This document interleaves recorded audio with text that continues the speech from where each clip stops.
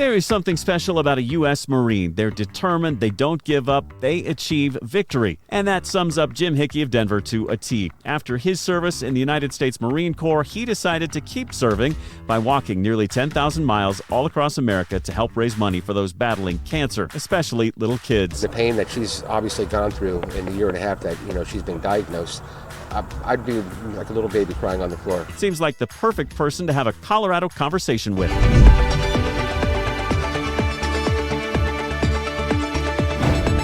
Thank you for joining us here. We are having a Colorado conversation with a real true Coloradan named Jim Hickey. You could call him Forrest Gump too, because he's been called that a lot. Plenty of times, yes. If you had a dime, you'd Yeah. be rich, right?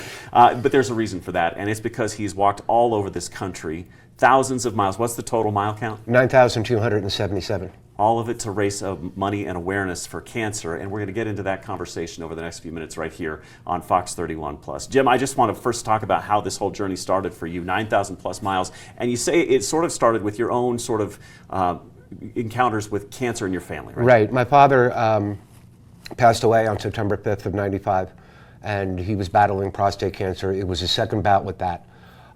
Once it came back for the second time, it just had spread all over his body, and it was just, too late, to do anything. And what my dad went through was absolutely horrible. His upper body became skeletal. His legs were twice the size because of blood clots. And he never complained about pain. He was always worried about how we were, which is just a testament to my father, what kind of person he was. And if that wasn't bad enough, 6 months later, my brother, who's a retired New Jersey police officer, was diagnosed with prostate cancer at 41. And his surgery was scheduled for 6 months later on September 4th of 96, the day before my dad's first anniversary. So those two events happening so close together, knowing or thinking that, I could lose my brother to the exact same kind of cancer almost a year to the day, just weighed on me. And for a couple of years, I didn't know what to do. I wanted to do something to make a difference.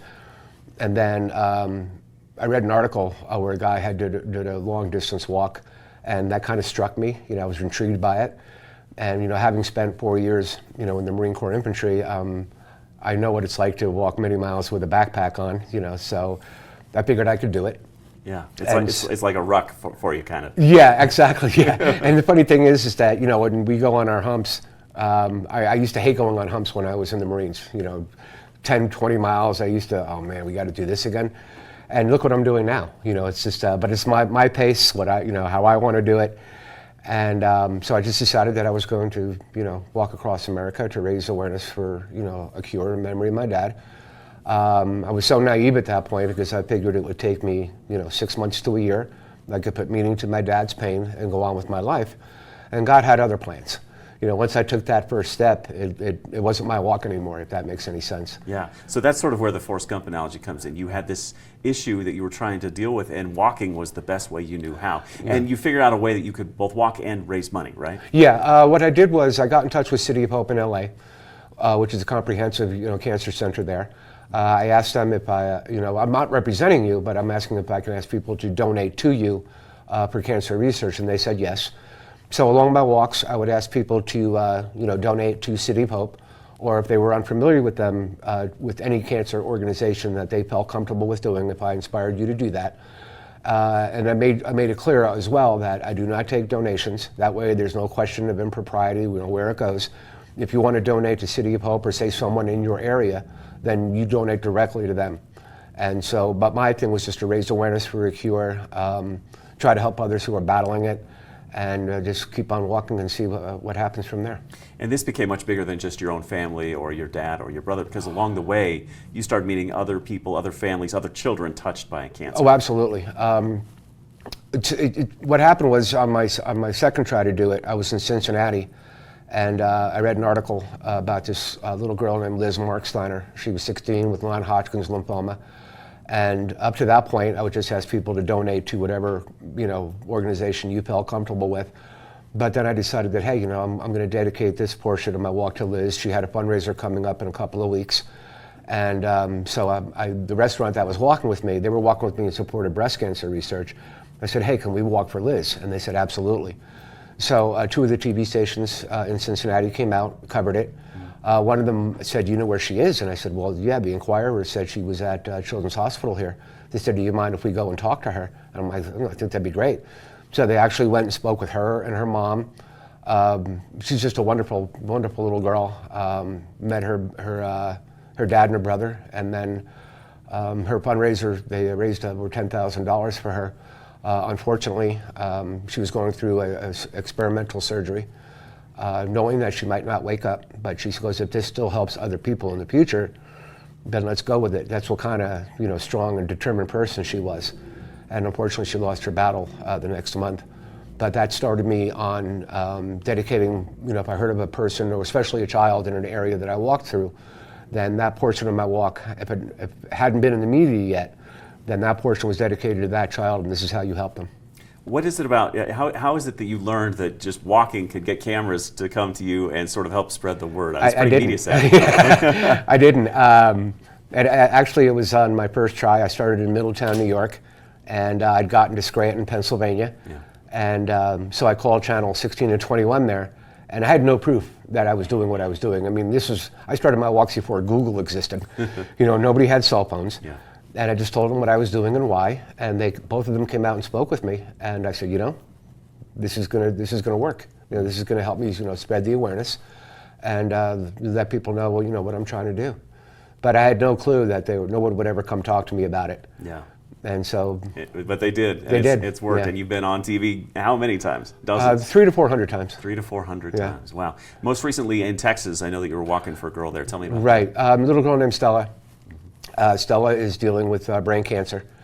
I heard about her, and I thought, I could walk for her and help raise awareness for her. So I walked from Austin to San Antonio this past October to raise awareness for Stella. Unfortunately, Stella, she's not doing that well right now.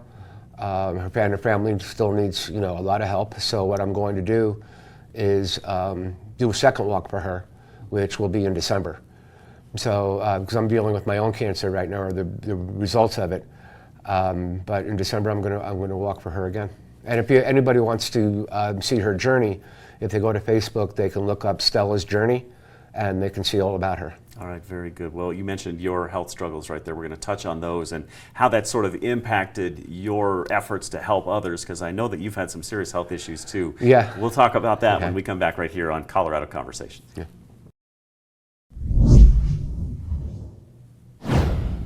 And we are back having a Colorado conversation with our friend Jim Hickey. He's been called Forrest Gump in the most loving way possible, I promise, because he picks up and walks all around the country to help raise awareness and money for cancer victims. It all started with his own familial cancer journey, and it's been sort of exacerbated by his own medical issues over the last few years. Now, as he said at the beginning of our show, you've walked 9,277 miles all around the country to raise money and awareness for cancer victims. But how did your own health struggles recently slow you down? Tell me about that. Yeah, I was actually walking across Nebraska for a little girl named Patience Hansen. And I started her walk in September of 2021. But as soon as, right in the beginning of her walk, I started getting blood in my urine. It started out looking like pink lemonade, and then as it progressed, it almost looked like pure blood. It didn't hurt. I had no symptoms, whatsoever. But as I got further into her walk, I realized I was losing strength. And I got 360 miles into her walk, and by the time I'd gotten to Aurora, Nebraska, there was one windy day, and I just couldn't fight through it. And I knew that it was because of this. And, it killed me that I had to, stop her walk at that time, but I promised her that one day I would come back and finish it. So I had a friend from Hastings, Nebraska. She came and got me, Chris Nielsen, and she brought me to the Hastings train station. Now I had a choice of either going, back home and getting treated in New York, or coming to Denver. And what I did was I looked up online, which is the best VA hospital in the country to treat my particular type of cancer, and everything that I looked up pointed to, Aurora. And so I said, okay, I'm going to Colorado. I mean, it would have nice to have been home going through all this, but I wanted to live at the same time. Yeah. So it was kind of ironic, because while I'm waiting at the Hastings train station, I'm wondering am I making the right decision? Am I doing the right thing here? And so I had a couple of hours to kill, so I walked around the train station. As I walked to one street on the side of it, it said Denver Avenue, When I walked around the other side to the other street, it said Colorado Avenue. So it was surrounded by Denver, Colorado. And I'm like, you can't make this up. It's a sign. Yeah, I mean, literally. Yeah. You know, it just said Denver, Colorado. And I said, okay, I'm making the right decision to come here. And we should say that you're treated at the VA because you are a veteran. Yes. Remind us of your service in the military. I joined the Marines in 1983. Went to Parris Island, then Camp Geiger, just part of Lejeune for infantry training school. Got sent out to Camp Pendleton, California. Went to, our first time overseas was Okinawa, then Korea. Second time overseas was Okinawa, Philippines for the Filipino Revolution back in 85, 86. And then to Mount Fuji, then back to the States, but I was in the infantry all 4 years. And you mentioned Camp Lejeune, and that may be at the root of some of your medical problems. Yeah, actually it's presumed by the VA to have caused my cancers.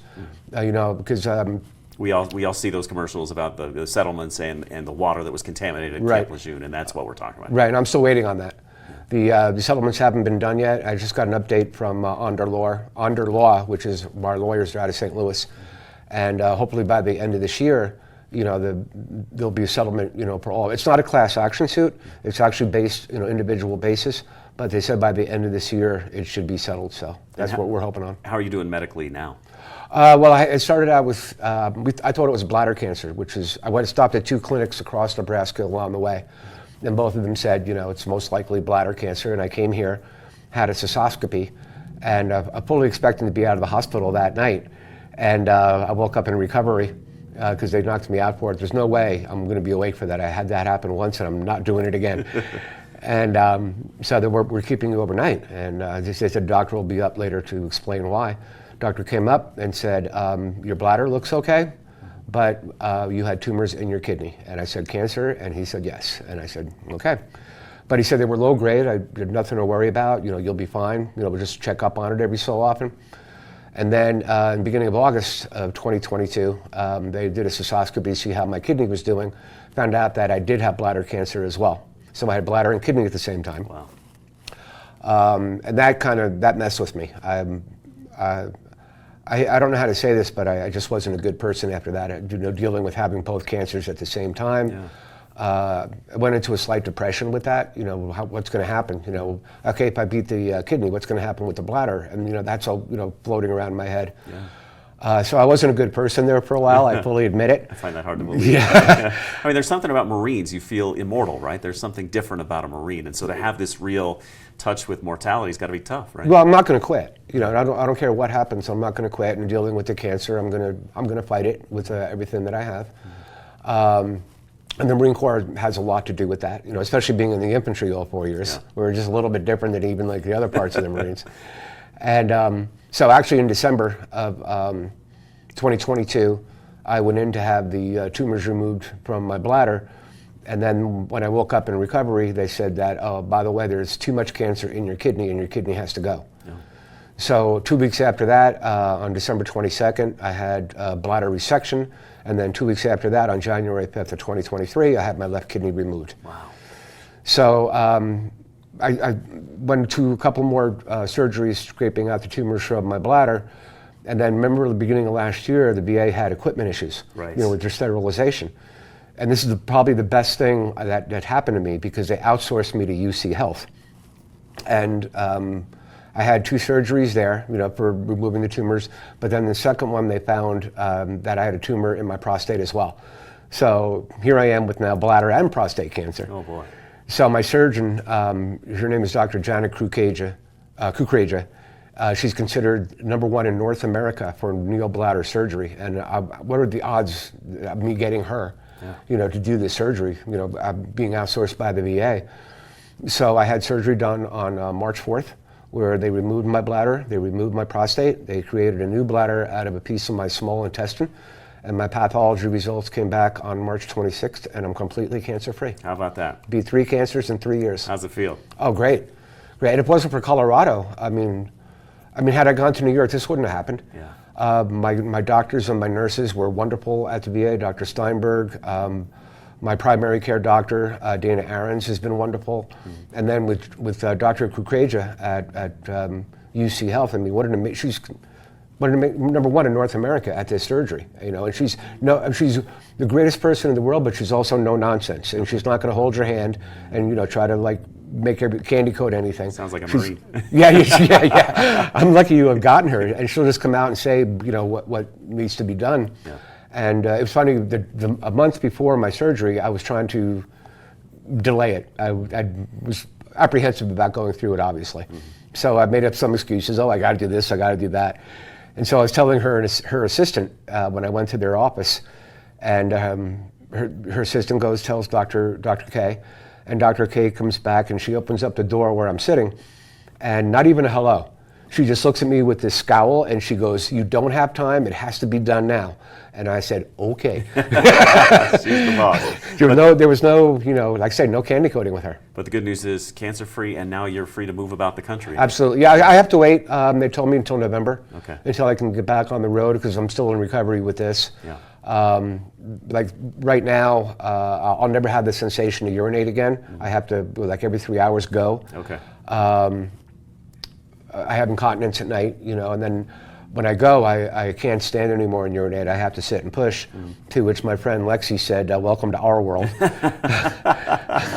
There you go. Yeah, and there's other issues that I have right now as well, but nothing really serious. That's some things I can handle. Good. And, the follow-ups with UC Health have been great. And then a month ago, I went in for severe dizziness, and they found I have a blood clot in this artery back here. Okay. And found out that I had a stroke 3 years ago. Oh my gosh. And I had no idea. I remember the episode, but I had no idea it was a stroke. So just power through it like a Marine would. We're talking to Jim Hickey, having a Colorado conversation with him. He's walking all across the country and has several times raising money for cancer victims. And we're going to talk more about what it's like to really be out there on the road and the roadblocks that you face literally when you're trying to circumnavigate the whole country. That's when we come back. Stick around.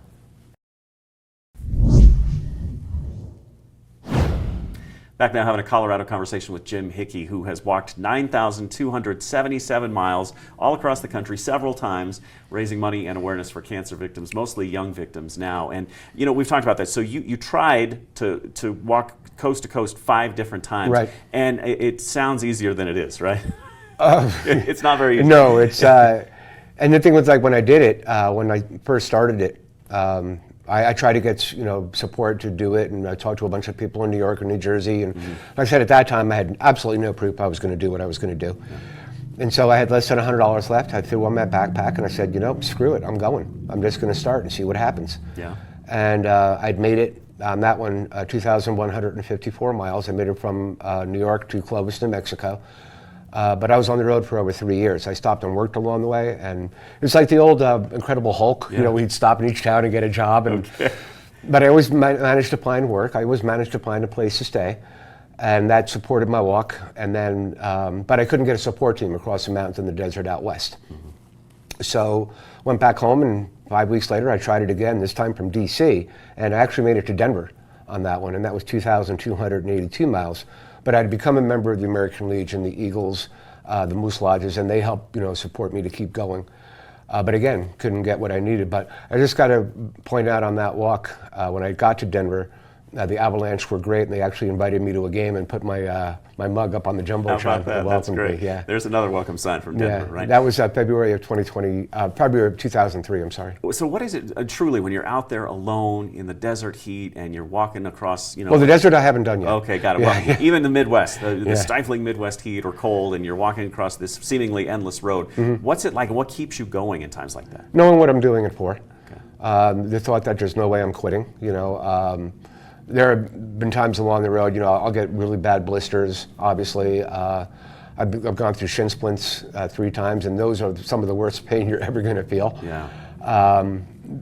And then, there are times where I've been screwed on the road. I've had stuff thrown out at me. I've been spit at. I've had cars messing with me, going deliberately for me. Really? Oh yeah. Wow. But at the same time, in the same day, people will have seen what I'm doing and why, and they'll stop along the road. They'll share their stories with me, bring me out water or a hot cup of coffee if it's cold outside, something to eat. Mm-hmm. I've stayed in the homes of people I've just met over 150 times. Wow. I just met them on the road. Wow. And it's funny. I have never said this to anyone, but the next day I really appreciate what they did and letting me stay. But the next day I want to tell them, don't ever do that again. That's a good point. This is dangerous. Right? Yeah. So. And then, the media has been great as far as covering what I'm trying to do and why. If it wasn't for them, I never would have been able to make it. And as far as like being able to make the walks and do the walking, the miles every day that I've done, if it weren't for people across the country, there's no way I would have been able to make this. There's no way you could do this by yourself. Yeah. Other people are the reason that I've been able to make it, who believed in what I was doing, trying to do, and why.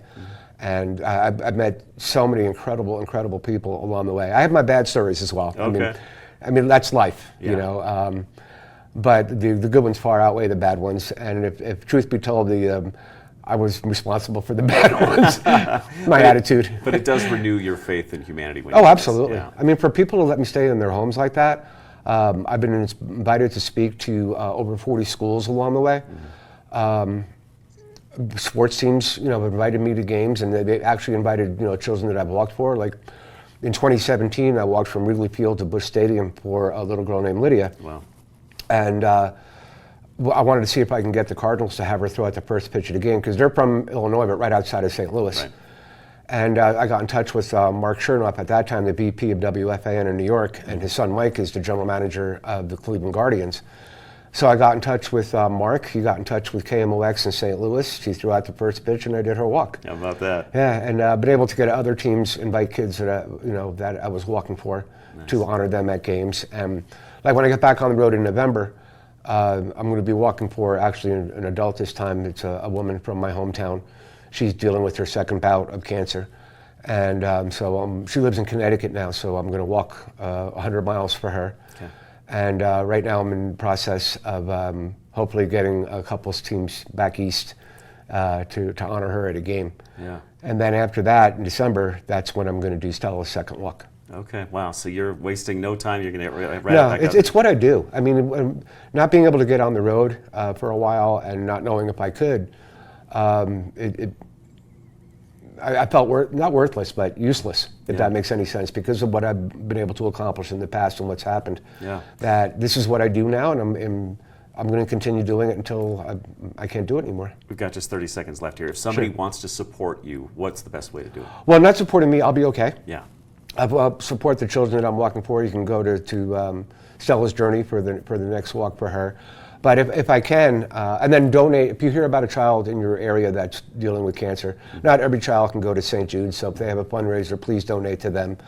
But I'd like to thank Bar 404 and Jackson's here and Kerry O'Brien and everybody else in town and the Pain and Go, because if it wasn't for those guys being emotional support for me, I wouldn't be able to have made it through here in Colorado with what I'm doing. Love it. We've been having a Colorado conversation with Jim Hickey, who's hitting the road again after 9,277 miles. He's not stopping yet, and we're going to be there to support you all along the way. Thank you. Appreciate it. Good talking to you. And we'll be back with another episode of Colorado Conversations tomorrow right here on Fox 31+.